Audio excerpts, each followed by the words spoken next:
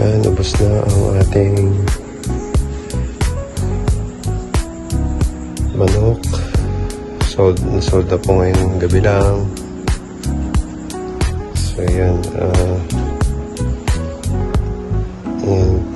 malinis na po natin lahat ng kanilang inuman at pakainan. And bukas ayusin na natin itong ating temporary brooding cage. Actually ano to, kulungan ng aso. Ayan, ginawan lang natin ng improvise or makeshift brooding house. And then so ano naman yun 12 to 15 days yung last na brooding natin is 12 days lang natin nilagay dyan, then i-transfer na agad dito sa malaki.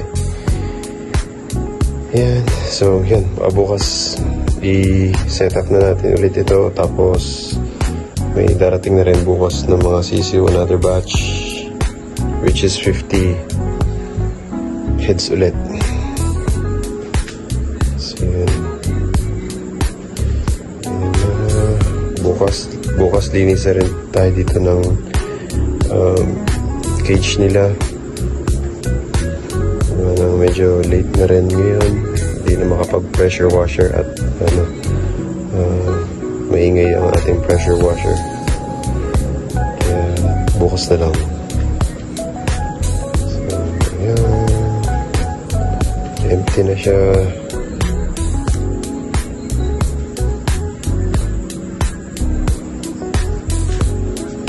So lang ulit.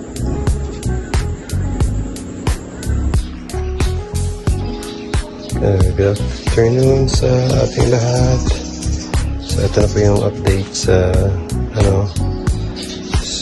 so yun nga kahapon or kagabi na i-out na po natin yung mga manok. Ito na po yung kinalabasan ng after natin na linis lahat yung ilalim nila. Kaya na pressure washer na natin, tapos yung mga screen nalinis na rin natin.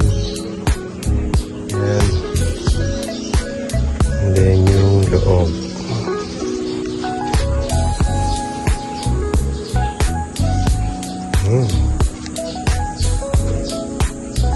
Parang brand new ulit.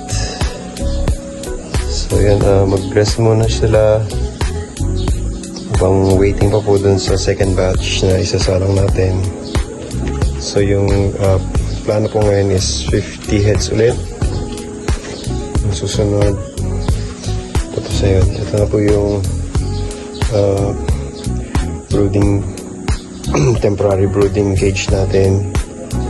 So yun nga pa pala, hindi po pala makukuha ngayon yung sisiw. Gawa ng yung poultry supply na kukuha na natin ay half day lang ngayon. So hindi po natin nagawa na malinis agad or matapos agad ito ng within this afternoon, kaso kaya hindi po natin makukuha yung sisiw ngayon. So yun, pero bukas nandito na yan. Yan ang update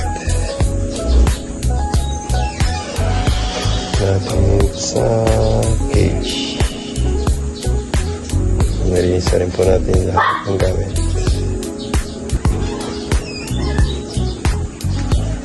Update na lang po sa second kapag na isa lang na po natin ang mga sisiw. Thank you.